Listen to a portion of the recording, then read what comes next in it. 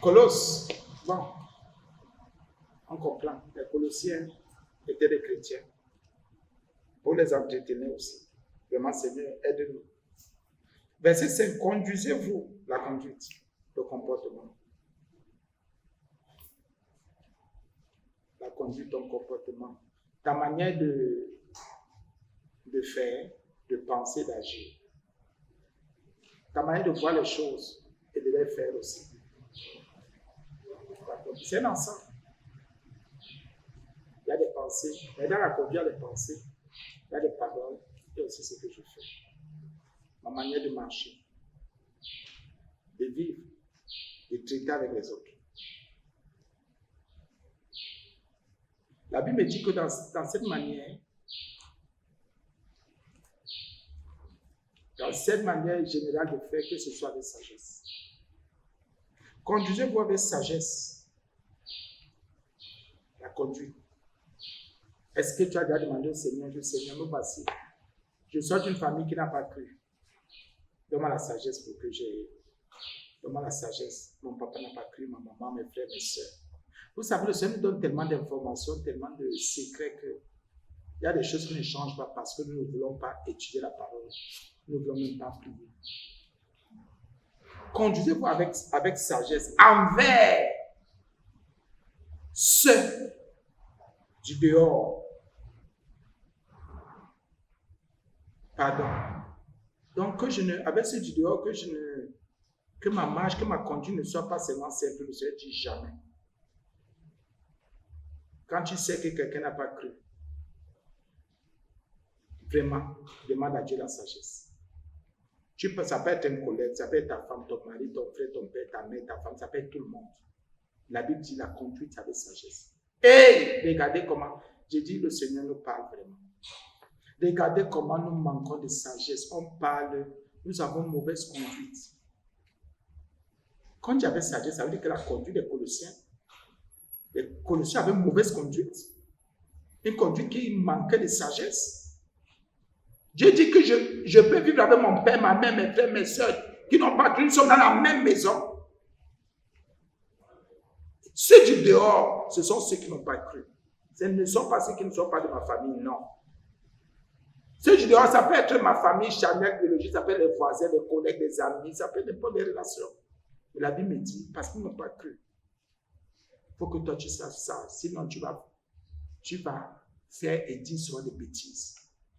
Ou bien, ils peuvent t'emmener dans des choses terribles.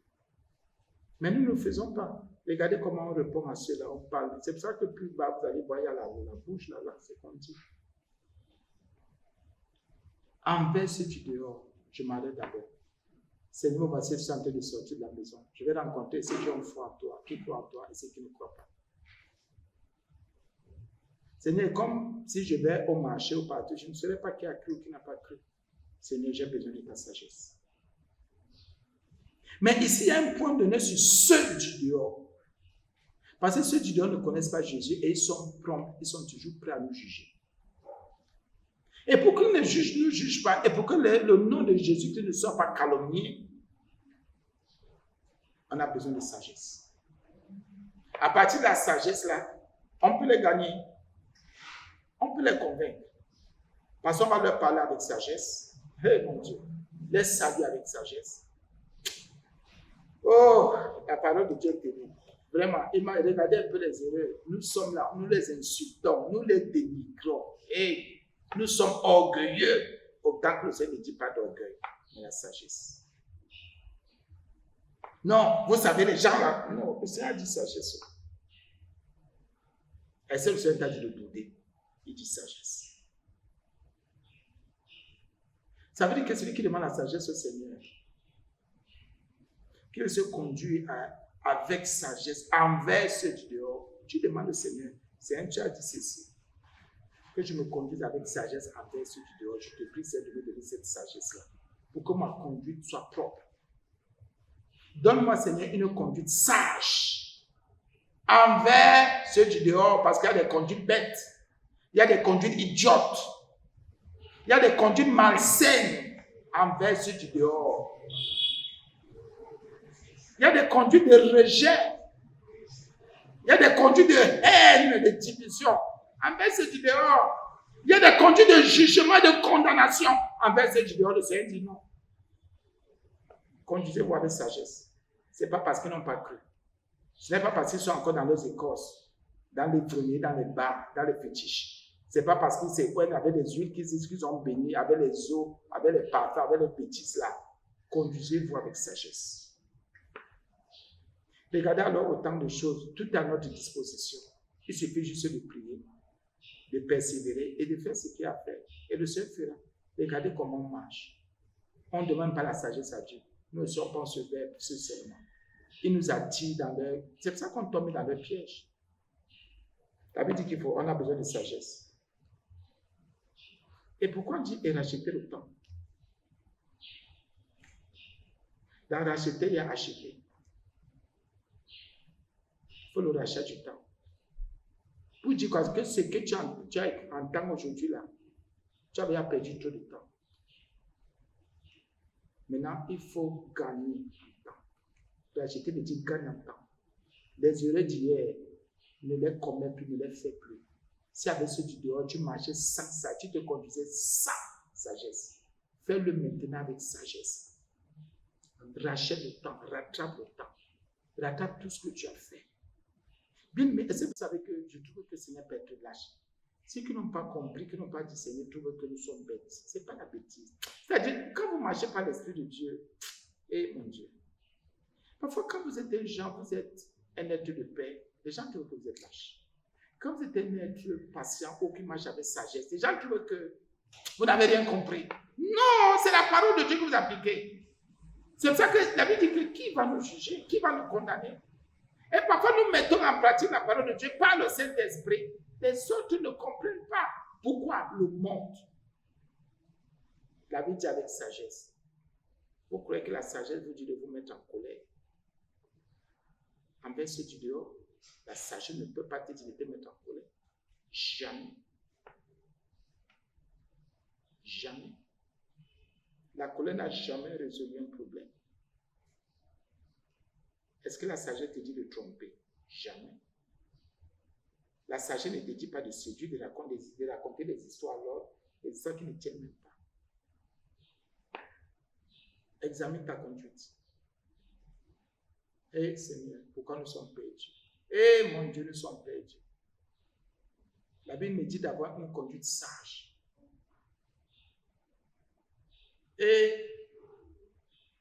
Mais je suis là, c'est moi la bêtise, mon Dieu, pardonne-moi, je me repens même vraiment. C'est moi la bêtise. Et on tombe dans les pièges de...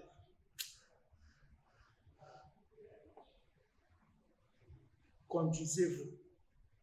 J'examine ma conduite. Est-ce que c'est parce que j'ai cru en Jésus que je vais manquer de respect à mon papa? Et Seigneur, donc parce que j'ai le Saint-Esprit. Et je sais que mon papa n'a pas le Saint-Esprit. Ma maman n'a pas le Saint-Esprit. Mes amis n'ont pas le Saint-Esprit, que je vais leur parler n'importe comment. Où est donc la sagesse de Dieu? Donc c'est parce que mon voisin qui n'a pas cru, n'a pas le Saint-Esprit, parce que moi j'ai reçu le Saint-Esprit qui est l'Esprit supérieur, que je vais parler aux gens n'importe comment. Donc c'est parce qu'il y a un principe chrétien, biblique, la nouvelle alliance que j'ai compris.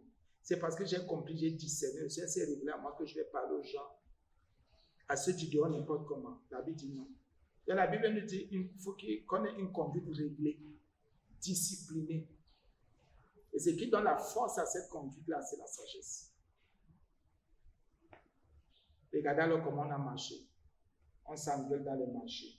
On insulte les gens au quartier, dans nos familles, c'est terrible. On déteste tout le monde.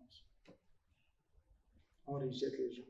Parce qu'on trouve que nous on est sauvés et ils sont des impies. Ils sont perdus. Nous allons nous repentir, vraiment repentons. Nous allons demander pardon au Seigneur pour notre mauvaise conduite. On ne s'est pas conduit avec sagesse. Sinon, nous sommes en prière, prions maintenant. Que le Seigneur nous pardonne, nous sommes mal conduits. Nous nous conduisons très mal envers ceux du dehors. Nous les jugeons, nous les condamnons. Nous les détruisons, nous les déstabilisons. Au nom de Jésus. Seigneur, je viens me repentir, je te prie de me pardonner. Parce que j'ai une très mauvaise conduite envers ceux du dehors. Je ne me suis pas conduit avec sagesse, Seigneur. Je me suis conduit bêtement, comme un insensé, comme quelqu'un qui ne t'a jamais connu, mon Dieu, comme quelqu'un qui ne t'a jamais rencontré. Oh Jésus, pardonne-moi.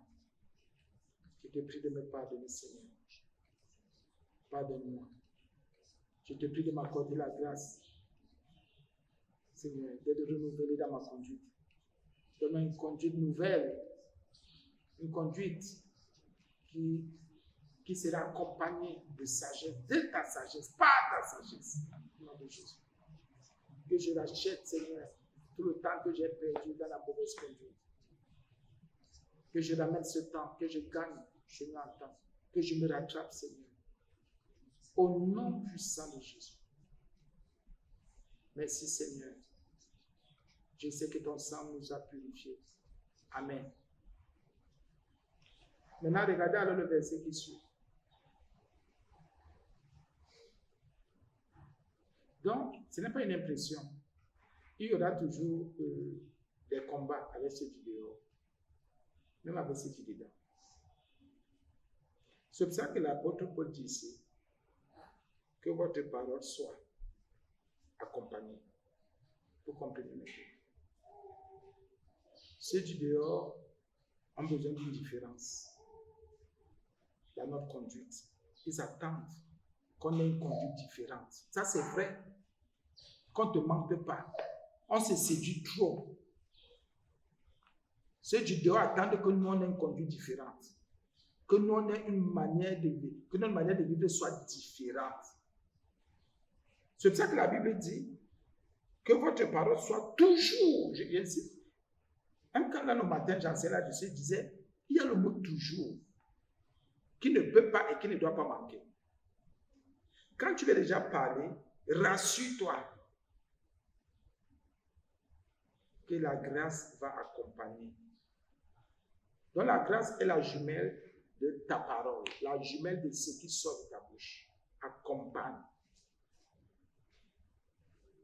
Et quand je regarde même, je crois que nos paroles sont tellement faibles, sont tellement éphémères, nos paroles sont tellement fragiles, insensées, qu'on a besoin de la grâce. Nos paroles ont besoin de secours, d'un recours, et c'est la grâce. Et il n'y a que la grâce pour accompagner nos paroles.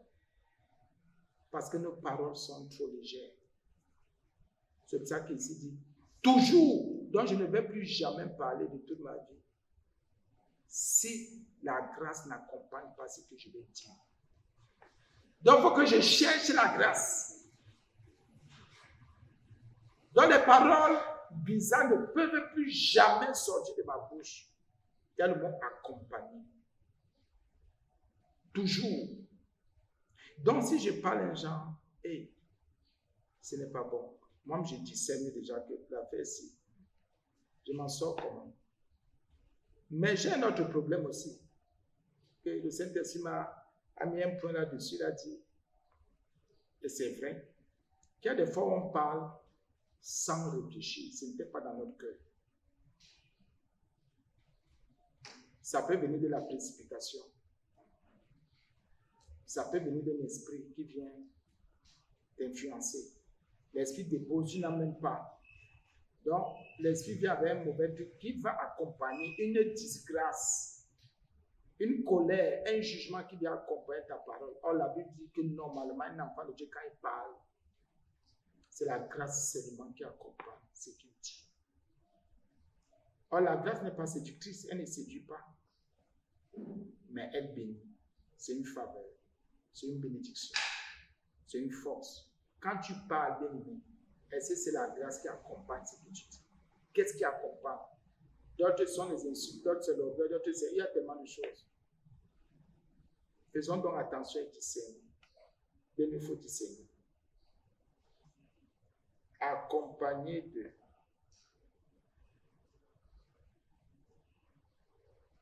Bon, je crois que vous qui êtes ici, vous écoutez au moins la radio. Ben, je ne vais pas insister parce que quoi que l'enseignement, je crois qu'il y a l'enregistrement, ça s'est passé. Mais donc réfléchis sur le mot toujours. On n'ouvre pas la bouche pour rien. On ne parle pas pour rien. On ne parle pas pour maudire, on parle pour bénir. C'est ça la faveur. On parle pour dire aux autres ce qu'ils ne méritent pas, pour leur donner ce qu'ils ne méritent pas. La faveur. Je parle pour que tu sois guéri, délivré, libéré. Je ne parle pas pour que tu sois en chien. Qu'est-ce qui accompagne tes paroles depuis que tu as commencé le matin? Est-ce que c'est la grâce? La Bible est claire. Il n'y a que la grâce d'abord. Il y a la grâce. Si la grâce n'accompagne pas tes paroles, tais-toi. Tais-toi, tu n'as rien à dire. Si tu ouvres ta bouche pour insulter, tais-toi. Si tu ouvres ta bouche pour montrer que tu es insensé, tais-toi. Si tu ouvres ta bouche pour raisonner, tais-toi. Que votre parole. Donc, la Bible connaît qu'il y a la parole de l'homme, il y a aussi la grâce. Nos paroles étant faibles. Parce que parfois nous avons des paroles incrédules, des paroles de doute, des paroles instables. Le Seigneur dit non. Prends la grâce pour dire quoi? Ne parle pas n'importe comment, examine avant de parler. Parce que si la grâce n'est pas associée à ce que tu dis, ta vie même sera une catastrophe. Ta vie sera terrible, une catastrophe, tu n'imagines même pas. Or, ce que je dis, c'est d'abord une sémence pour ma vie. Ce que je dis agit d'abord dans ma vie. Ce que je confesse. Donc, si à force de travailler, je me donne, et que je me rends compte que ce que je dis là, ce n'est pas bon. Et ma vie même d'abord reflète ce que je dis. Oui. Comme ta vie est, c'est comme ça que ta bouche est. Comme ta bouche est, c'est comme ça que ta vie est. Ta vie n'est pas comme le sorcier a déclaré, ce n'est pas vrai. Si on vous a dit ça, c'est faux. Ta vie est comme ta bouche est. Si ta bouche est mauvaise, ta vie sera mauvaise. Si ta bouche passe plus de temps à détruire, insulter, c'est comme ça que ta vie sera. Mais si ta bouche dit de bonnes choses, de grandes choses, tu verras que ta vie aussi sera bonne et grande. Si ta bouche dit des choses couvertes, c'est ce qui sera fait. Ah oui, donc tout dépend de ce qui sort de toi. Rien ne dépend du diable, de Satan, des démons, des sorciers, même pas un peu. Tout dépend. Bon, c'est à toi maintenant de dire j'accompagne. Je m'assieds, je prie pour que ta grâce accompagne tout ce que je vais dire. Et à la suite, on assaisonne. Ce sont les femmes qui me disent mieux les choses. Quand elles préparent, bon, les hommes qui proposent. Il y a une différence entre accompagnement et assaisonnement. On n'a pas dit complément, on dit accompagnement. Le genre que la grâce tient ta parole en main comme ça pour dire allons, là où tu vas là, comme tu vas à mission. Parce que toutes les paroles qui sortent de nos bouches vont à mission. Soit dans nos vies, soit dans les vies des autres. Mais un peu plus à mission dans nos vies. Les paroles que nous donnons sont des paroles missionnaires. Des paroles qui ont des buts et des objectifs à atteindre. C'est pour ça que si ta parole est légère, tu verras que ta vie sera légère. Si ta parole est insensée, instable, si tu as des paroles de doute, c'est comme ça que, parce que ce que tu dis, bien aimé, c'est un monde, c'est ta vie, et c'est ta vie que tu es en train de libérer. La Bible est claire, bien aimé, puisque la Bible dit quoi? La Bible dit que l'homme conçoit. Pourquoi Dieu a détruit le premier mal? Parce qu'il concevait tous les jours le mal. Il concevait. Donc tu peux concevoir, et c'est que tu conçois.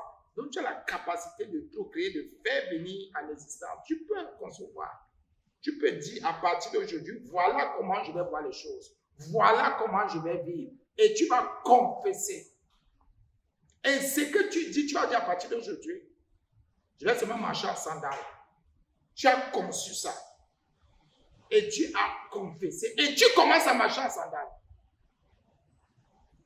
Et les gens vont voir. Et tel aime marcher en sandales, seulement en sandales. Tu as conçu. Donc ce que tu dis, c'est la vie. Et c'est ta vie.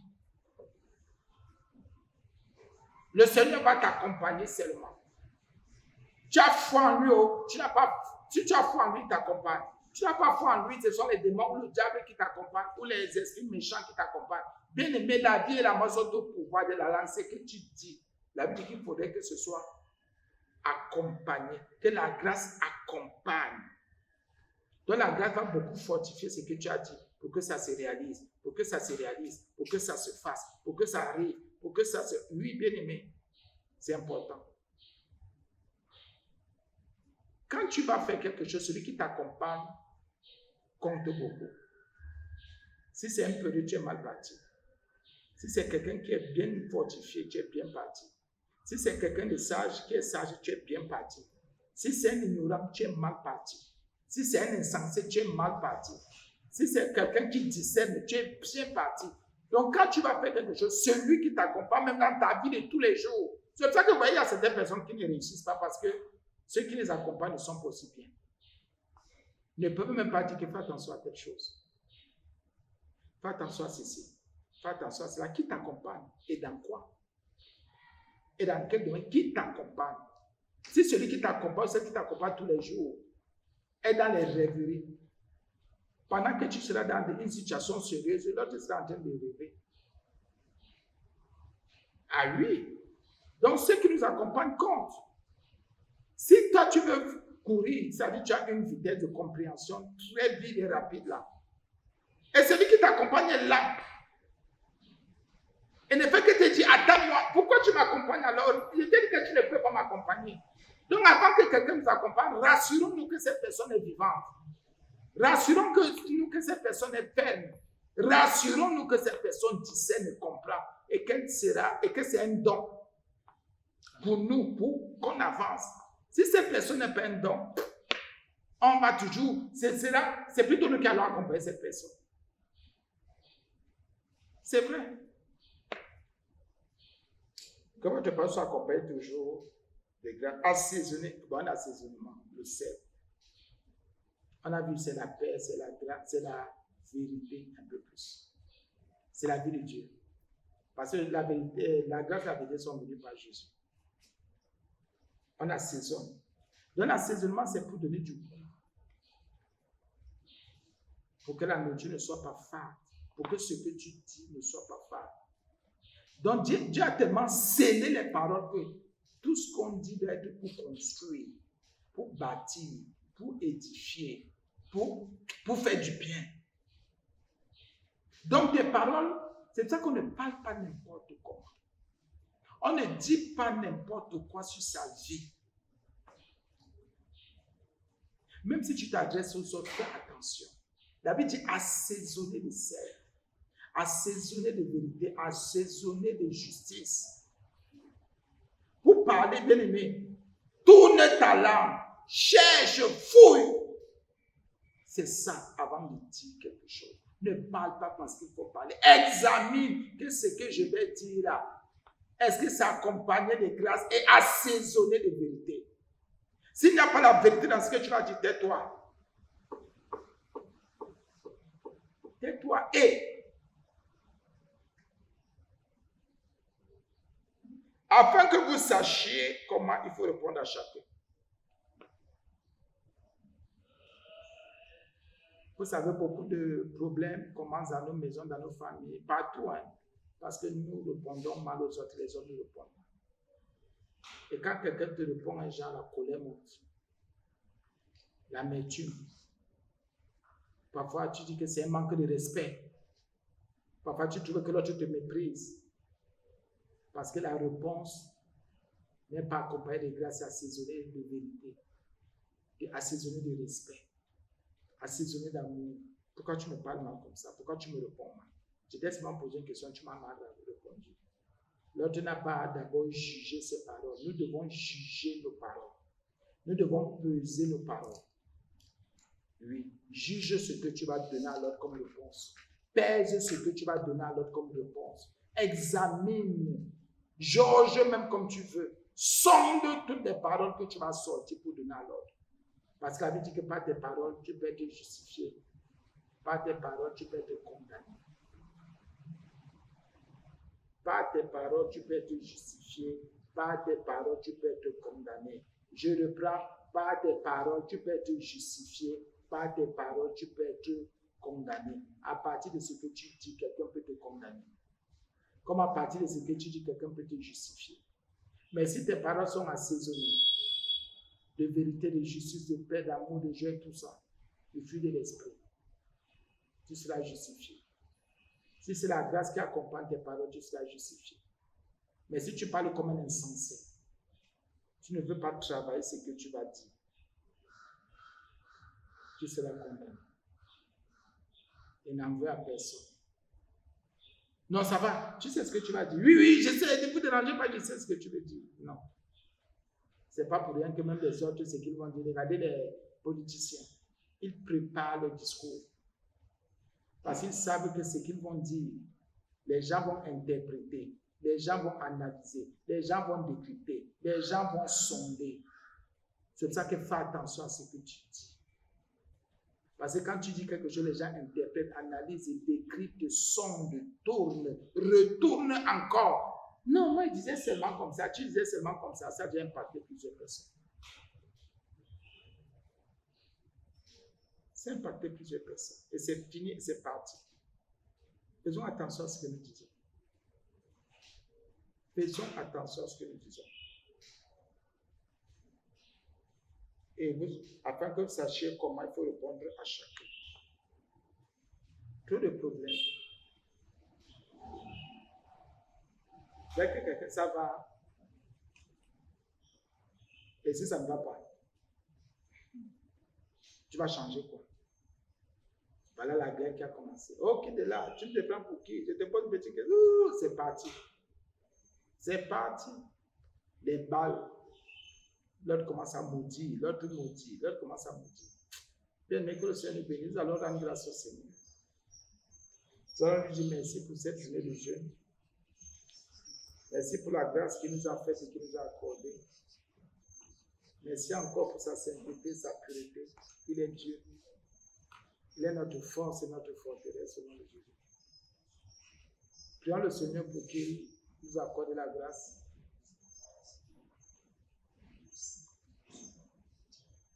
de parler, de répondre, de discourir avec beaucoup de crainte, de respect, d'amour, de grâce et de vérité.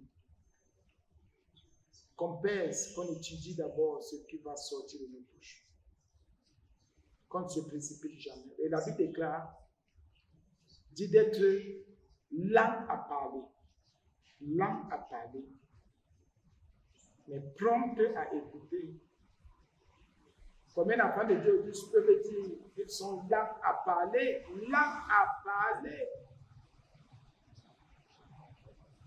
qu'on soit lent à parler. En tout, surtout et partout, sois lent à parler. Et tu verras, ça te fera du bien. Il faut être lent à parler.